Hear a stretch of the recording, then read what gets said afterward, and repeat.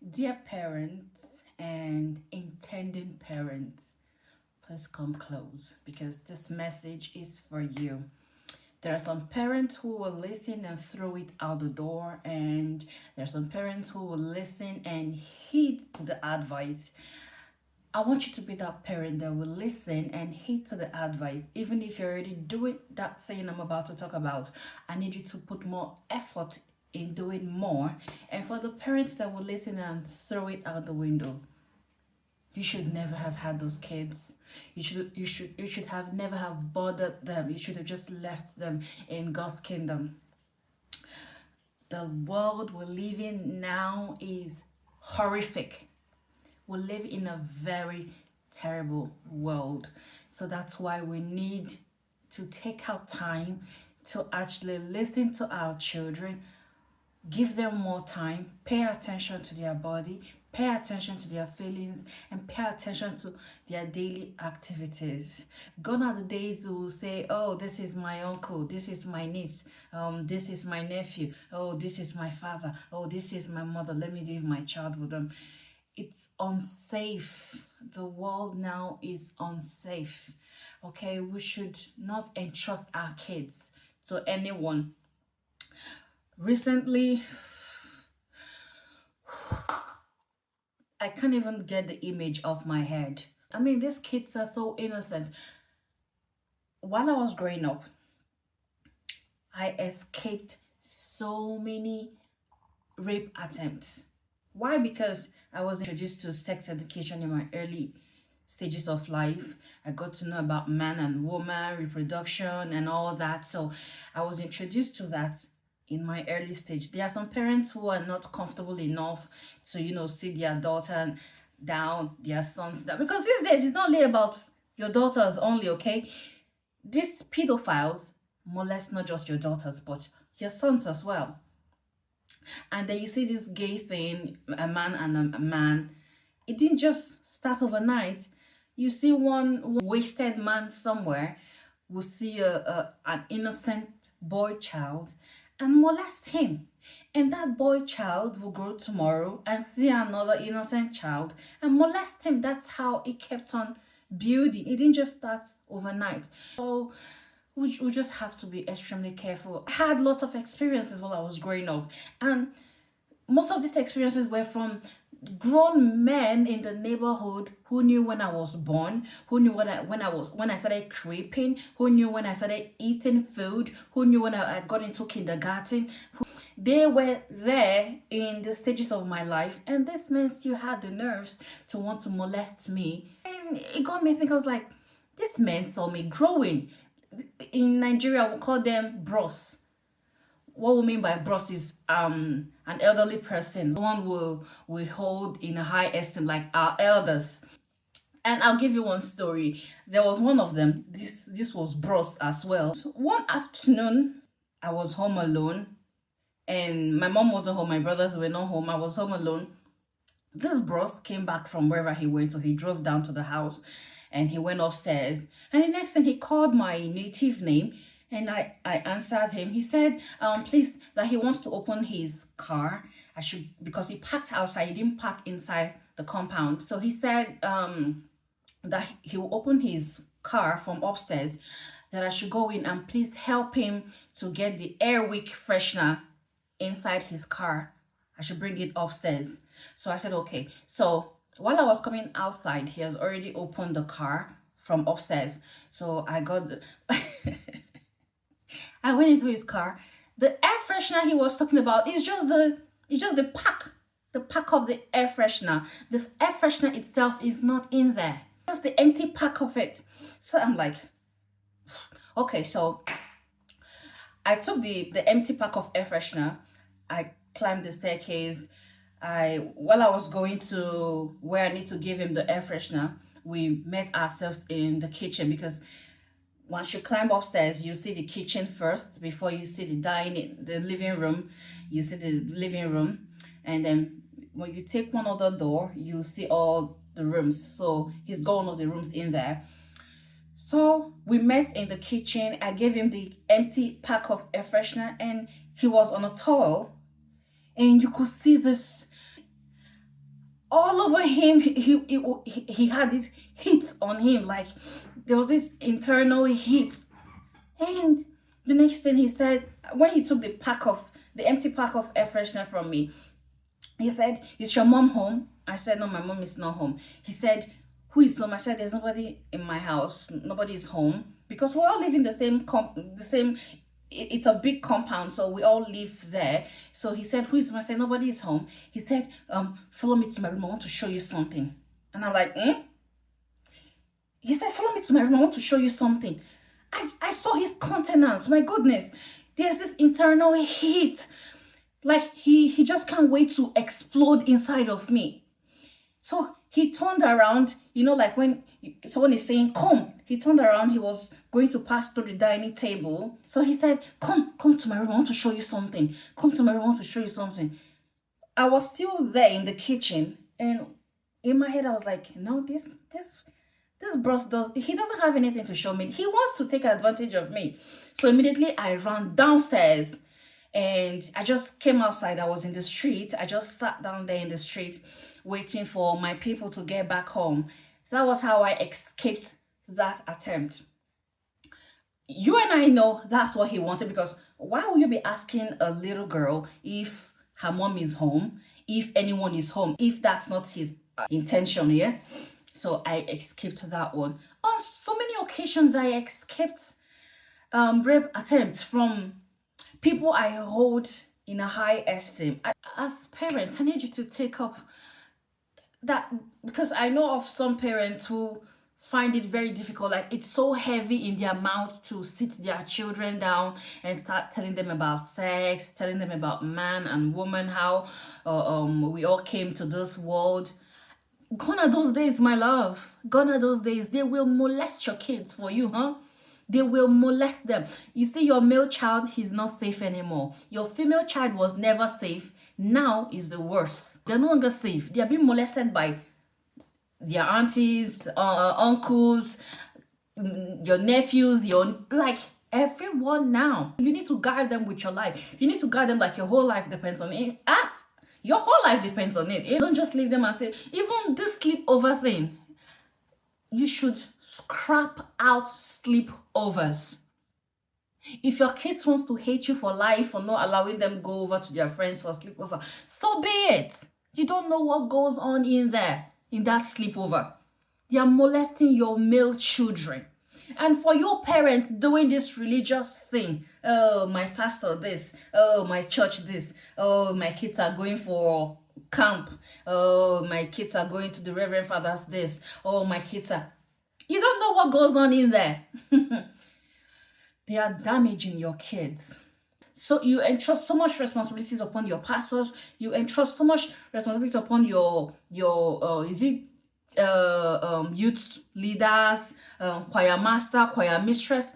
They are damaging your kids. You trust these people so much, and it hurts me.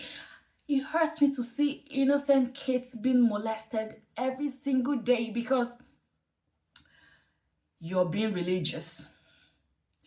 And when these kids come home after this camp and all that, you don't even want to see reason. As some parents, even when the kids will tell them what has gone on in the camp, they will tell these kids to keep their mouth shut. They don't want it out there. They don't want it to get into the congregation. They don't want to have a bad name in the church. They want to retain their positions in the church. Hello! You prefer your position in your church than your kids' well-being. Bravo. You see, you are that your pastor. Now God go punish two of you. You see, you and that your position you're trying to retain in the church. God will punish you. God didn't give you these kids for you to just neglect them, all in the name of you are trying to play a role in the church. You think it's just to save your daughters only. No, these days it's not just daughters. If your male children as well, their genitals are at stake as well. You have to watch out for everyone. No one is safe. I know it's not easy to go everywhere with kids. You can't go to work with them. But just try your best. And as well, educate them. Don't hide anything from them. Gone are the days when you want to hide, when you don't want them to know how kids are being produced and all that. Tell them, early stages, tell them. If anyone tries to touch their private part, they should let you know. Build a relationship with your kids whereby they can tell you anything. If anyone touches them in a way that's inappropriate, they can converse with you. They can divulge those informations to you. Even the last one I had, I think was I up to 18? No, I'm not sure I was up to 18. This bros in the same compound, I was sleeping, and in my sleep, I was feeling some touch. In my sleep, I was asking myself some questions like, what's going on? Who's touching me? I could feel some touch. And then when I woke up, I saw Brussels Sass. I was so disappointed at him. And I'm like, Brussels Sass, what are you doing?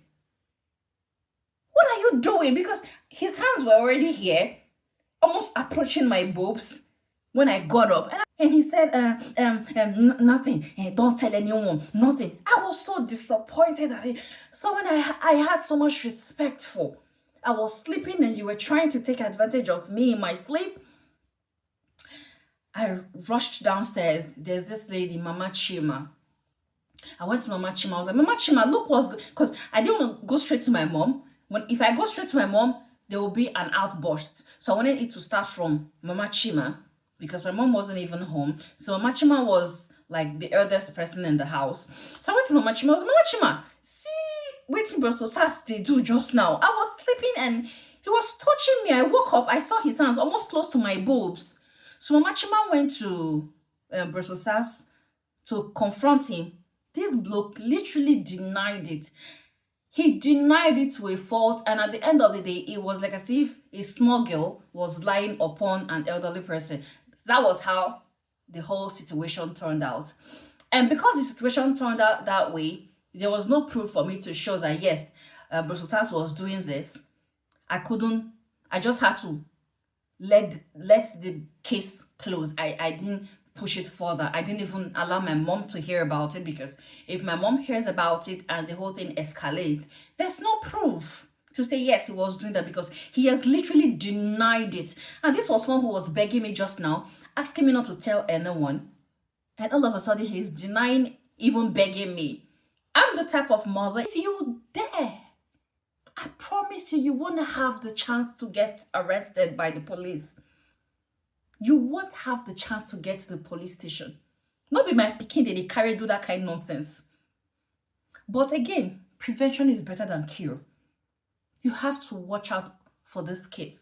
Even your own friends, your besties, your nannies, you have to watch out for them.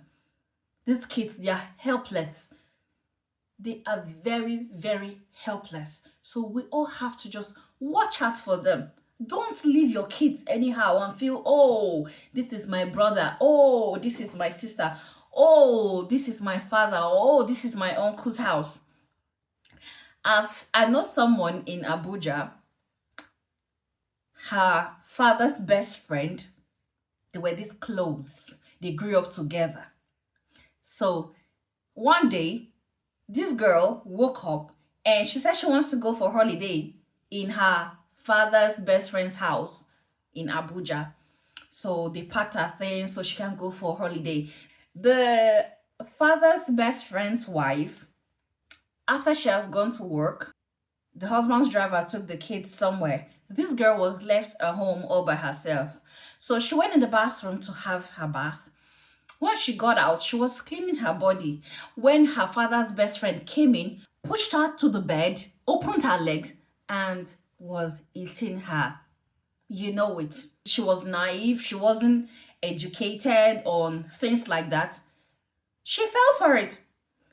When she was telling me this, she said when her father's best friend was eating her, it was so sweet. The man went in there and the man defiled her. And while she was there, the thing kept on. She didn't tell the man's wife. So when she got back home, She confided in her mom, telling her mom, Mom, look at what has happened while I was in Abuja. The mom said, shh, shh. I don't want you to say this to your father. Your father must not hear about this, because if your father hears about this, he will confront his best friend and their relationship will come to an end, and the things who benefit from him will no longer benefit from him. Because while the girl was coming back home, the man, definitely man will give the girl so much bribes, butter stuff, lots of stuff, sent money to the girl's parents. So now the mom was enticed by those things and the things he was doing for them initially. So she told the girl not to say anything to her father, so the relationship will not come to an end, so they won't stop benefiting the things they are benefiting from the man. So you see, sometimes mothers are the problems. Their children will confide, because most children are more close to their mothers. So when they tell their mothers things, because of the material things they get from whosoever, or the relationship they have with that person, or one or two ties, they won't want to let it out, so something can be done about the situation.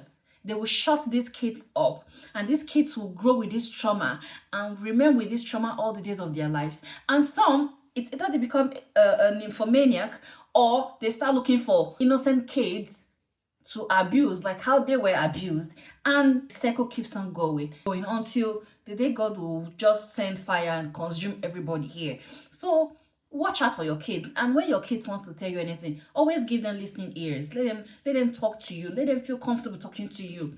For crying out loud, it's not just to open your legs and have these kids. You need to give them attention. If it means you're quitting your job to look after these kids, to avoid all of these things going on right now, please do. Thank you.